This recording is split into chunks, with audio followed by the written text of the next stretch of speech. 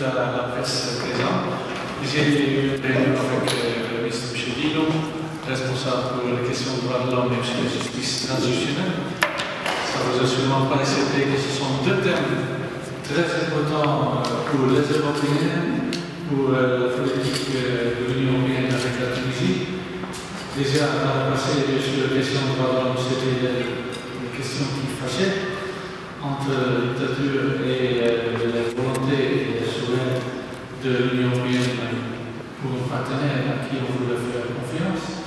Aujourd'hui, on se réjouit d'être dans un pays où la liberté est devenue le même niveau, sinon même plus aujourd'hui que dans le pays européen, et qu'on peut parler de tous les sujets, et qu'on voit un pays avec un gouvernement en transition, le deuxième gouvernement provisoire démocratiquement élu, qui met ça, ce thème de droits de l'homme, sur l'agenda.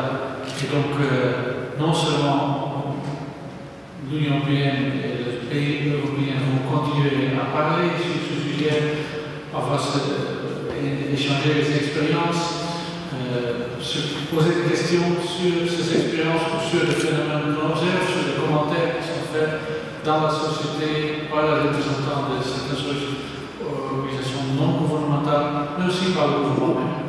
Mais en même temps, on essaie surtout de travailler ensemble et de chercher pour les citoyens, aussi bien en Europe qu'en Tunisie, une véritable garantie de respect des droits de l'homme comme ils ont été établis à un niveau international et comme ils sont souvent transposés dans nos propres lois, aussi bien en Europe qu'en Tunisie. Bien sûr, quand on parle de loi, on parle aussi de cette justice transitionnelle. Après une longue période de dictature, il y a beaucoup de justice à retrouver, beaucoup de justice à donner à sa population, au peuple tunisien. Et donc c'est une grande tâche aussi pour le ministre Dillon de pouvoir lancer ce processus. Bien sûr, il le fait avec l'ANC, et bien sûr, sûrement ensuite, ce sera organisé d'une manière plus indépendante. Ce n'est pas un gouvernement de se mêler à tous les aspects de la justice, sinon ce sera pas crédible pour la société. Mais c'est nécessaire pour pouvoir traiter l'histoire de la Tunisie, pouvoir rendre justice là où c'est vraiment nécessaire et pouvoir réconcilier le peuple tunisien avec son propre passé qui a eu un côté assez douloureux aussi.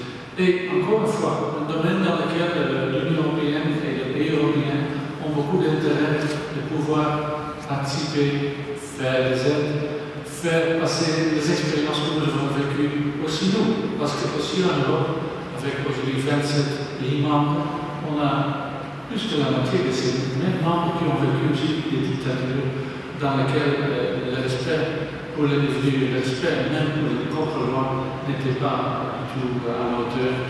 Et beaucoup de gens ont souffert aussi dans les pays dictatures comme la Grèce, l'Espagne, la Pologne, l'Hongrie, etc. On a souffert de ça. On a aussi des processus de réconciliation, de justice transitionnelle et vraiment trouver la vérité. Et donc là, beaucoup d'Européens ont ces expériences, ils voulaient les partager avec les Tunisiens et voir de quelle manière la Tunisie peut donc faire face à cet autre défi.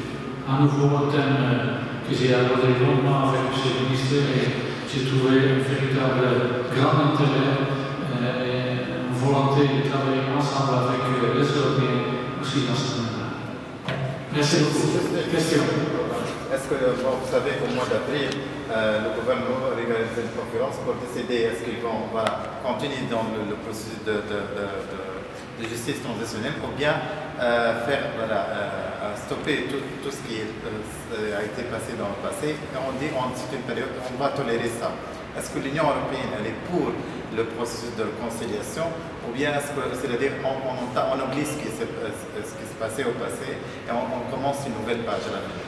Je pense qu'il n'y a pas seul européen, ni le gouvernement, ni nous, au niveau de l'Union européenne, ni même personne qui pourrait donner son jugement sur la société tunisienne. C'est aux Tunisiens de décider ça. Je pense que c'est pour ça qu'aussi le ministre m'a dit qu'il fait une consultation très large au niveau politique, partis qui sont au gouvernement, à l'opposition, mais aussi en dehors de la constituante, et avec la société civile le plus large possible pour avoir un véritable engagement de la société tunisienne.